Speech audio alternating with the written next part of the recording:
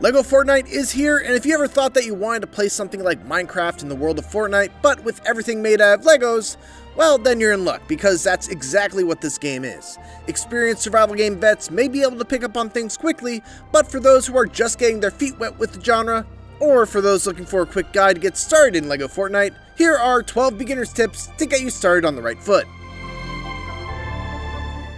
So, when you drop into your world, you've got 3 basic needs to take care of: health, hunger, and temperature. Your health, probably pretty obvious, is represented by these hearts in the top left, and if they deplete, you'll die and respawn at your last spawn point. Your temperature and hunger are represented by the bar below your character's portrait and the segmented bar around your portrait respectively.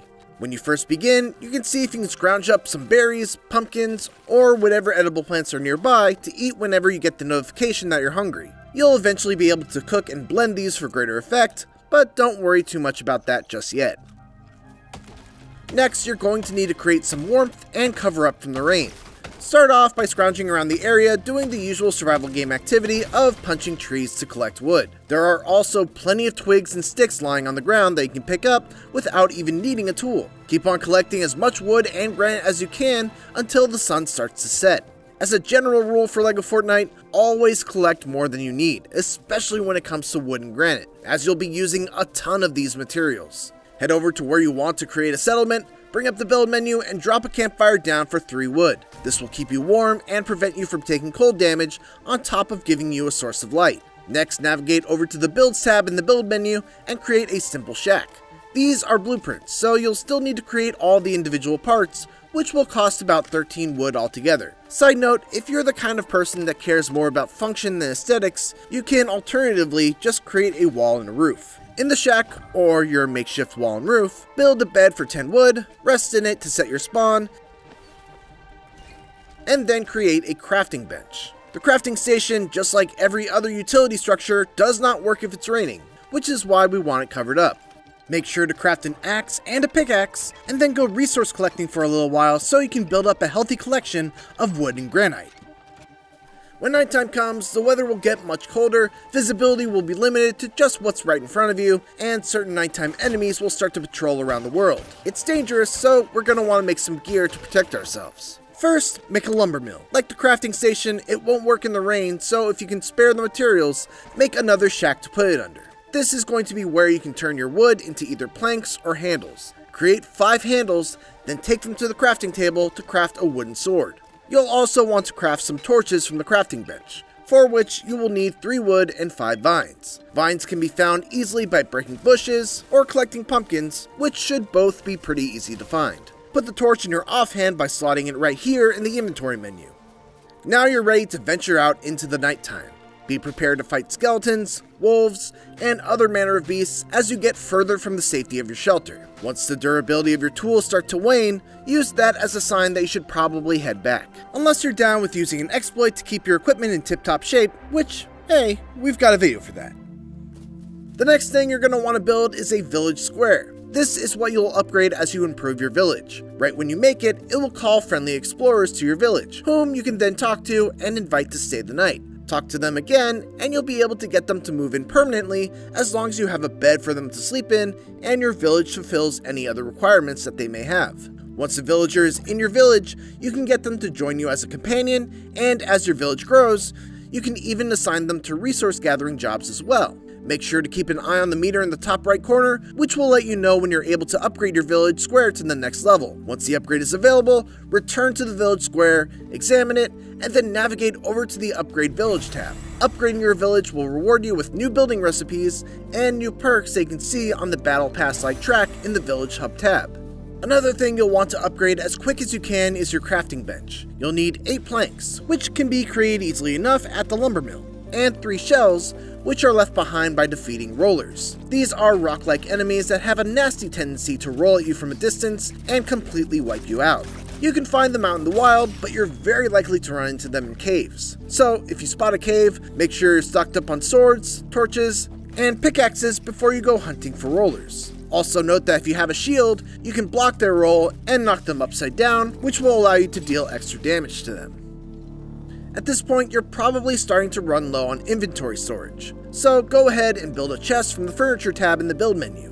You'll be able to stash anything you don't need immediate access to, like materials you can't use in crafting recipes yet, ammunition for ranged weapons, extra food, and surplus wood or granite. The storage you get for just one chest honestly isn't great, so don't be shy about creating multiple chests to hold all of your excess materials and items. Eventually you'll be able to create larger storage chests, but just making a whole bunch of normal chests accomplishes the same goal at the cost of just taking up more physical space. Now you can go ahead and make a grill so you can cook all of those slabs of meat and ears of corn that you've been collecting. Cooking your food is great because it will not only restore your hunger and hearts, but will also provide you with a variety of buffs, like stamina buffs, extra hearts beyond your maximum, and much more. In order to get more people to join your village, you're going to need more beds. As you upgrade your village square, you'll gain access to new building blueprints like a double shack, a roomy shack, and even a log shed. Create some extra shelter, throw in some beds, and you'll make your village more appealing for random explorers to live in. And now it's finally time to craft a shovel. Shovels will allow you to dig up soil, which is a resource that you'll need to use along with fertilizer to create a garden plot. Fertilizer can typically be found wherever you see animals, like chickens or cows, grazing. Adding gardens will fill your village upgrade meter on top of giving you a spot to plant seeds and create food.